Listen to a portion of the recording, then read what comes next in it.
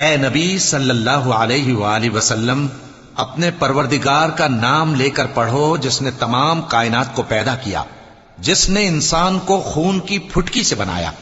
پڑھو، اور تمہارا پروردگار بڑا کریم ہے، جس نے قلم کے ذریعے سے علم سکھایا اور انسان کو وہ باتیں سکھائیں جن کا اس کو علم نہ تھا، مگر انسان سرکش ہو جاتا ہے اس بنا پر کہ وہ اپنے آپ کو بے نیاز سمجھتا ہے۔